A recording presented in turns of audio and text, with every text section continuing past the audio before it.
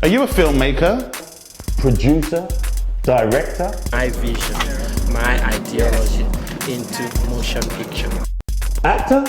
Screenplay writer? Are you an aspiring filmmaker looking to start a career in the movie industry? Do you want to see what happens behind the scenes when you're looking at those movies in your local cinema?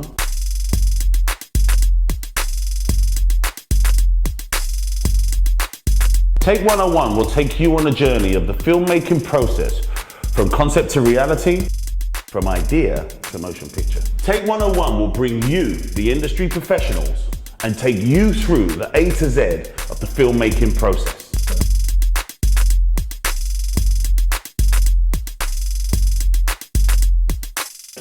Lucille Morgan on Take 101.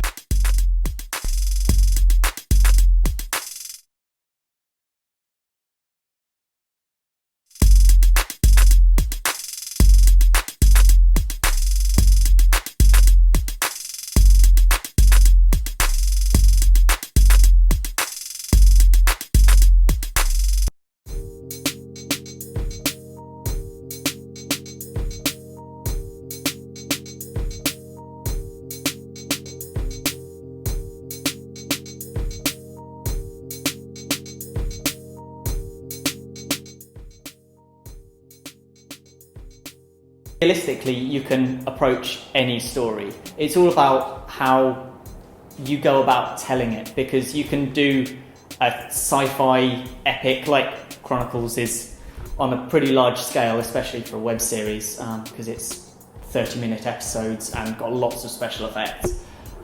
So as long as you can sort of make the budget work for you and just really sell the story to people, then you can tell just about any story.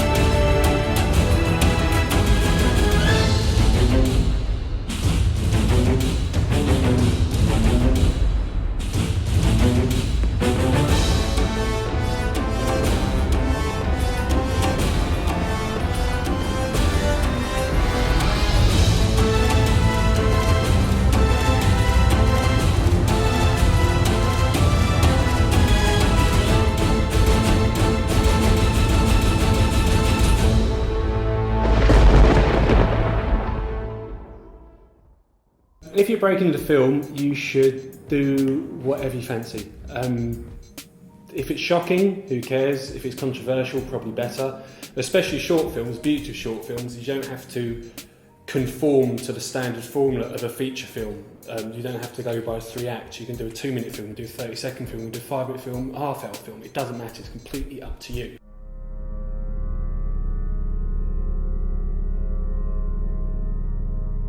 So what kind of story does Teddy want to hear? Something scary, it keeps him calm. Something scary?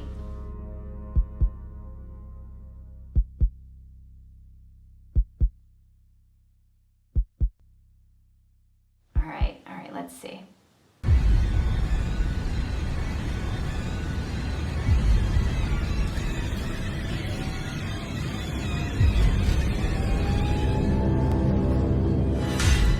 Scary, huh?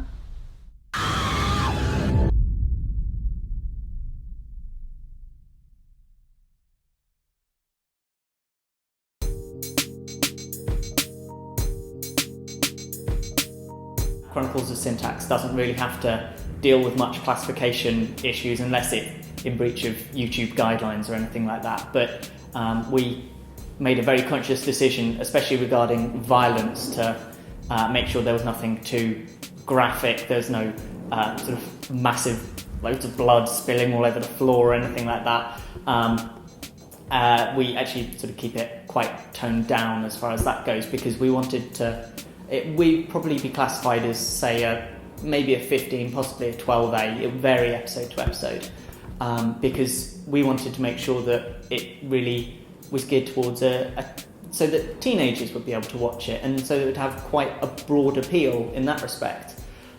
Because if we put more violence in it, then it will probably end up as an 18. Even doing that, it means that you're potentially going to, well, not only would parents not want to see it, but there might be younger people who just wouldn't like seeing that sort of thing. And so if you're making a film, or a web series, you've got to be aware of the levels of violence and nudity and drug references and things that you're going to use when you start developing the story, because that's going to have a massive impact on the whole tone of it, as well as the classification later down the line. Because if you want to be able to market your film to families, children, any demographic really, then you need to be aware of these things, because otherwise you're not going to be able to get the classification that you want. Teams have a maximum of 5 players and 5 reserves. There's 4 claws and 1 tin man on the field. Claws are the ones with the weapons. Only the tin man can handle the tin and scores by putting it in the opponent's pillar. The games are played until 3 points are scored. Or a fatality. And the video nasties thing is coming back again, because they now want to reclassify films. There's this big storm about it, so we're kind of looking at another area of video nasties, and what that will do, that will make people think twice about pushing the boundaries, and they'll stick to more sane, sanitary, safe stuff rather than pushing it, which is where horror really, really lies.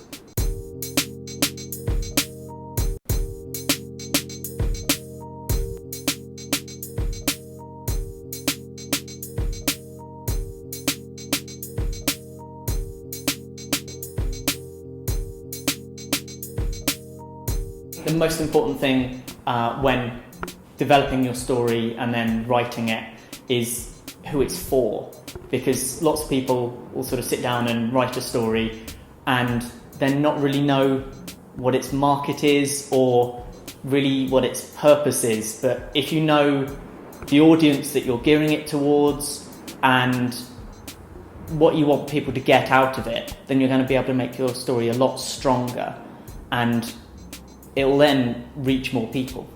There's a filmmaker called Chris Wojcik who did an amazing film called Rise of the Animals, which is hilarious because it's just so... I won't say it's bad because it's amazing, but he had nowhere near the budget to do what he wanted to do. But he sod it, this is what I'm doing, and he still did it. And for that, it was an amazing film. So he chose the common knowledge is for arseholes route. I tend to go for the more, some might say, logical route of write for what you can get, because I want stuff to become darker. I think if you can get bigger, if it's more outlandish, people will forgive the mistakes. But if you want to kind of go darker and more personal, you're going to kind of stick to lower budget and keep it a bit more real.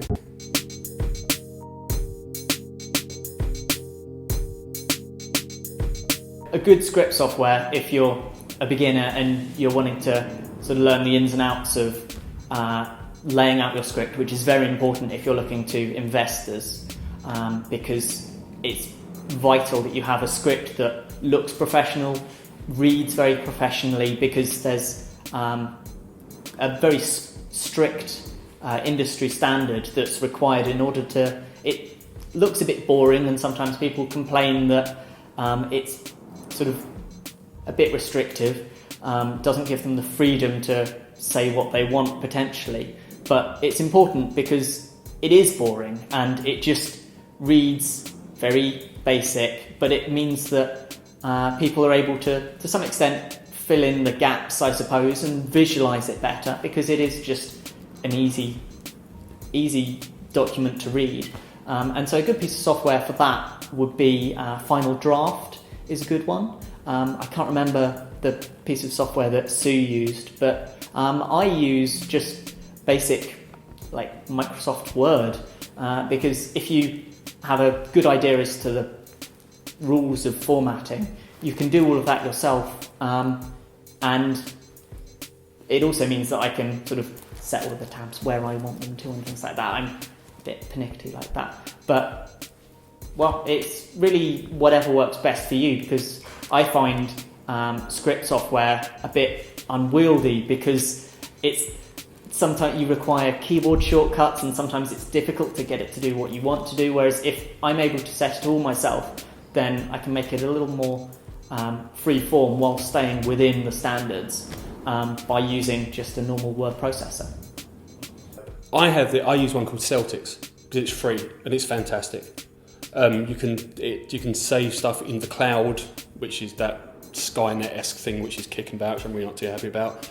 You can send it as PDF. It works the same as anything else that I've seen, which apparently is professional. But yeah, Celtics, CELTX, I think it's spelled. So if anyone wants to start working, it's free. So it maps everything out perfectly. Use that. I'm quite strict with myself when I develop a story, and I want to know all of the steps along the way. I want to know exactly how the story is going to resolve for the character. And so that makes the ending have quite a big impact on the rest of the story, because in order to bring a fitting climax to a story, I think you need to really show something about the character, make their resolution worth the journey. It's got to be satisfying. And so it doesn't have to be a big action, loads of explosions finale. It can just be something that is the most important thing to the character, because when developing your story, one of the things that can sometimes be forgotten is what are the stakes, and you've got to make everything matter. And for the main character, everything that follows throughout a story has to be more important to them than the thing before.